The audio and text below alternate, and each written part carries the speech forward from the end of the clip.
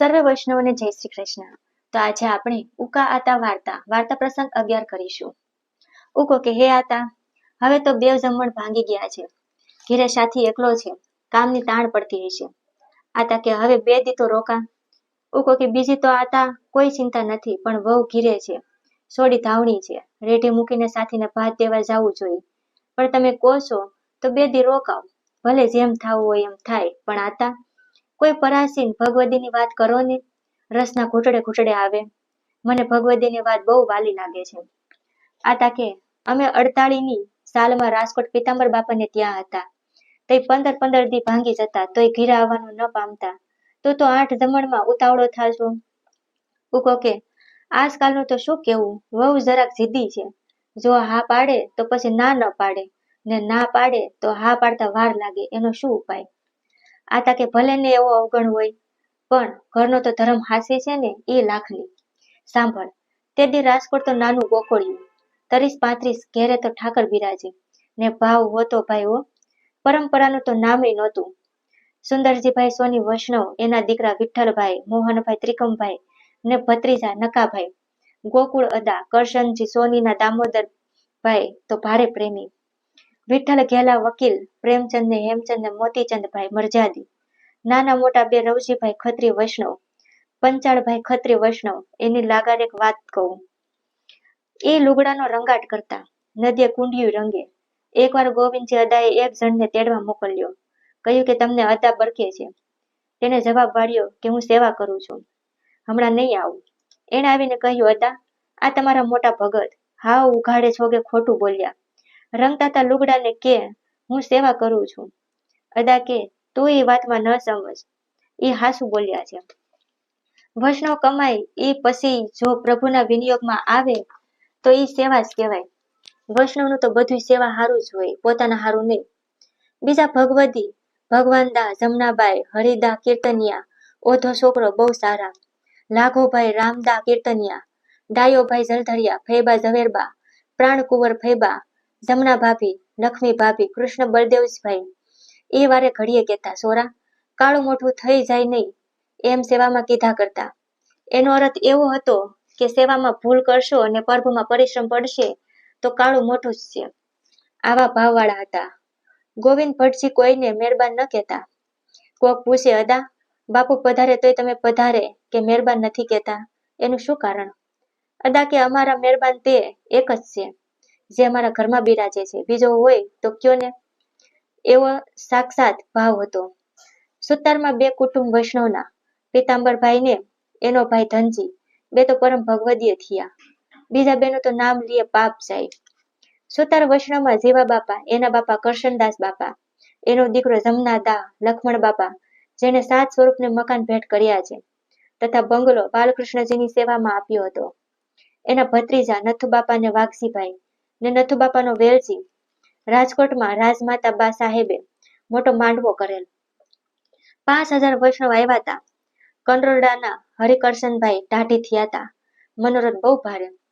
બાલકૃષ્ણલાલજીને શ્રી વ્રજરાજજીએ 56 ભોગ આરોગાવ્યો હતો। વૈષ્ણવ 7-8 હજાર થયેલ। ત્યાર પછી પીતાંબર બાપાએ નવા ઘર કર્યા અને મનોરથ કર્યો। તેથી 7000 વૈષ્ણવ આખું ખંભાળ્યું।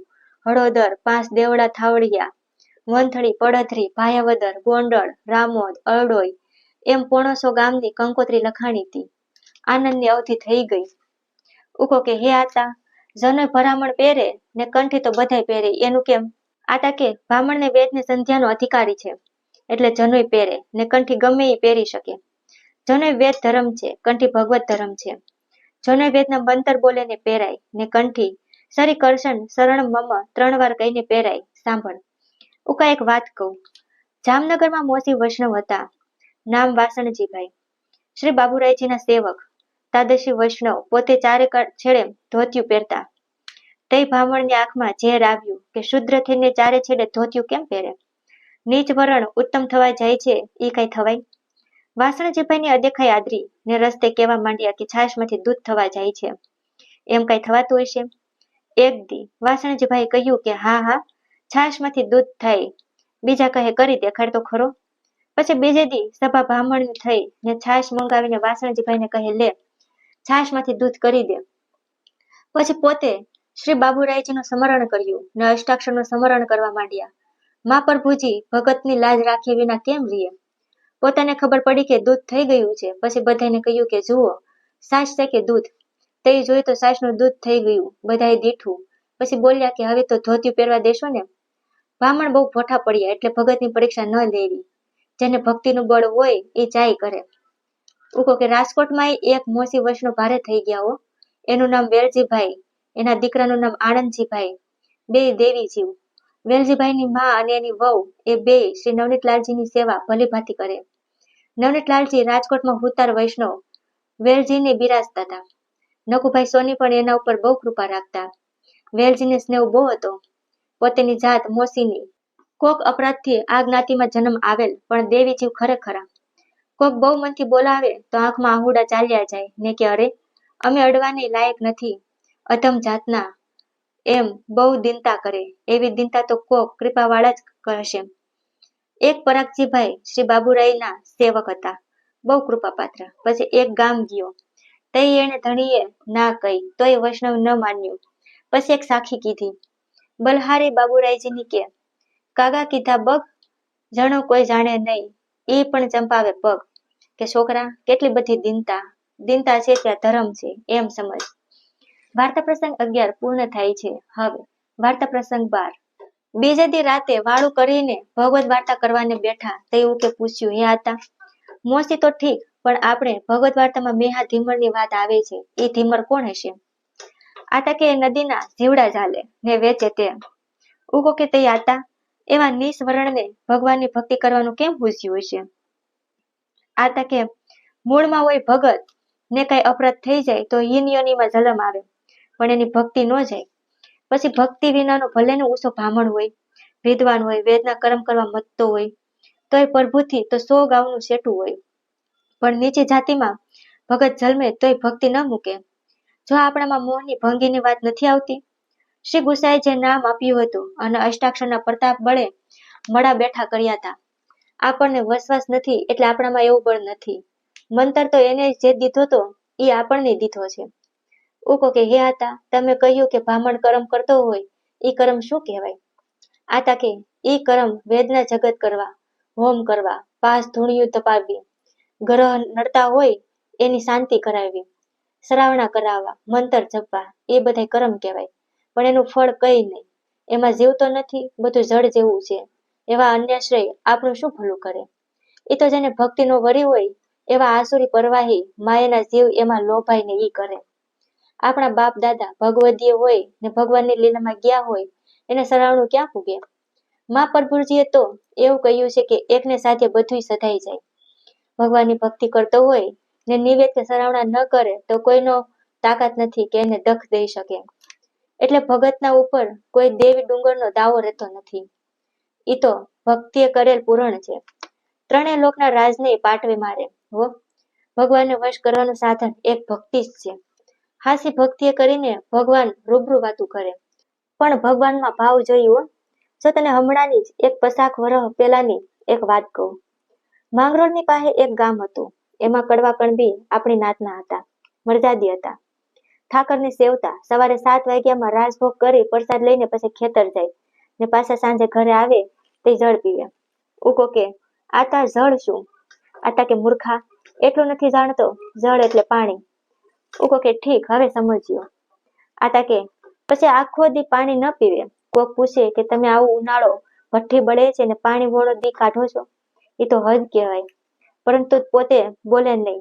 કોક વૈષ્ણવ પૂછે તો એટલું બોલે કે શું કરું, મારું ઘઉં બહુ નીચું છે, આટલું બોલે, બીજી વાત ન કરે. પણ એના હૃદયનો ભાવ તો એ હતો કે ઉનાળો છે, ઘર નીચું છે, નળિયા ઉના થાય ને મારા પ્રભુના ઝારીજી તપી જાય.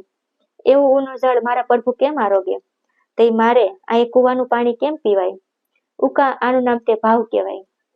અરે રે, એવો ભાવ ન હોય તો આપણો જન્મ અકારથ જ હો. એવા ભાવ વિનાની સેવા તો કૃતિ માત્ર છે. એક દી માંગરોળના દીવાન હરિભાઈ એક ગામમાં ગયા ને બીજા કામદારોને એટલે કે ખેડૂતોને પૂછ્યું કે આ કોઈ વૈષ્ણવ છે? તે તલાટીએ કહ્યું એક પટેલ છે, એ સવારે 7 વાગે ઠાકર સેવા કરી લે છે ને પછી ખેતર જાય છે. બીજે દી સવારે હરિભાઈ 7 વાગે ત્યાં ગયા ને પટેલને જય શ્રી કૃષ્ણ કર્યા. પટેલ બહુ રાજી થયા. દીવાન ને વળી વૈષ્ણવ હરિભાઈ પૂછ્યું કે શું સમો છે? તે પટેલ કે રાજભોગ આવ્યા છે. હરિભાઈ કોટડીમાં આખું ઝાડું જોવા માંડ્યા.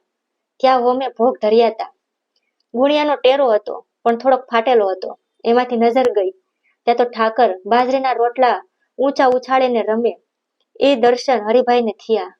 હરિભાઈ તો વિચારમાં પડી ગયા અને ભાવને મનમાં વખારવા માંડ્યા કે ધન્ય છે જાડા લુગડાવાળાને, કે જેનું કર્યું ભગવાન કેટલી કેટલી પ્રસન્નતાથી અંગીકાર કરે છે. આપણી ચતુરાઈ તો સુલામાં પડી છે. પ્રભુ તો પ્રેમના જ ભૂખ્યા છે. આપણે તો ભાવના પ્રમાણે જુદી જુદી સામગ્રી ધરવી જોઈએ એમ બધાય ઓસવામાં ધરીએ છીએ ને. આય તો નિત્ય બાજરાના ઠોર એટલે કે રોટલા પણ એમાં કેટલું જોર. આપણે તો મીઠા મીઠા પદાર્થ ધરીએ છીએ તોય કોઈ દી સપનામાંય પ્રસન્નતાથી દર્શન દેતા નથી. એમ મનમાં વિચારીને છાતી ભરાઈ ગઈને ધ્રુસકે ધ્રુસકે રોવા મંડી પડ્યા. પટેલ કહે, બાપા હું કઈ બોલ્યો નથી, મારો કઈ અપરાધ હોય તો કહો. તમે શી હારું દિલગીરી થયા છો. તમે મારે આંગણે દિલગીરી થાવ તો સારું બગડી જાહે. તઈ હરિભાઈએ કહ્યું, બગડ્યું છે તો અમારું, કે જેને રોવું આવે છે. તમારું તો હધર્યું છે. તમારા પ્રેમ ભાવનો અંગીકાર કરે પછી દર્શન ખુલ્યા. ત્યાં તો શું પ્રસન્નતાથી હસતા હસતા ઠાકરે દર્શન દીધા.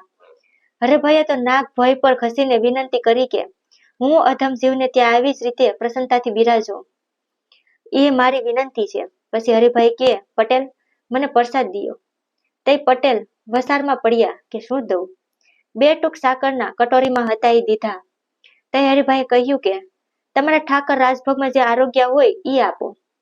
તઈ પટેલ સંકોચાણા કે ઈ કેમ અપાય.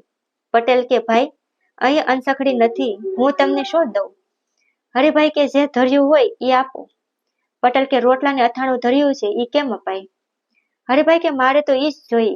બહુ હઠ લીધી કે ઈ નહીં દિયો ત્યાં સુધી હું ઉઠીશ નહીં.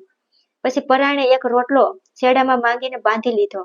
નહીં માંગરોળ લઈ ગયા ને પોતાના સ્નેહી મંડળને વાટ્યો. કોઈ કે શું મોહનથાળ છે, કોઈ કે શું ઠોર બન્યો છે, કોઈ કે શું જલેબી સુંદર છે. એમ બધાને નોખા નોખા સ્વાદ આવ્યા. પણ બાજરીની રોટી છે એમ કોઈએ જાણ્યું નહીં. જો આનું નામ ભગવત ભાવ. ભાવથી લૌકિક પદાર્થ હોય નહીં, એ પણ અલૌકિક સ્વરૂપે દર્શન દે. પછી હરિભાઈ ભૂતળ પર રહ્યા ત્યાં લગન એ રોટલાનું ટૂંક પાતળમાં લીધા પછી પ્રસાદ લેતા. એટલે ઉકા એવા ભગવતીના દર્શનની દુર્લભ છે. એની બીજી વાતુંય છે, વળી પ્રસંગે કહીશ. હવે બહુ રાત થઈ ગઈ છે, સૂઈ જાય. ઉકા આતા વાર્તા પ્રસંગ 12 અહીં પૂર્ણ થાય છે. જો તમને વાર્તા પ્રસંગ સારા લાગ્યા હોય તો શેર કરવાનું ભૂલતા નહીં. તો હવે આગળના ભાગમાં વાર્તા પ્રસંગ 13 કરીશું. સર્વે વૈષ્ણવોને જય શ્રી કૃષ્ણ.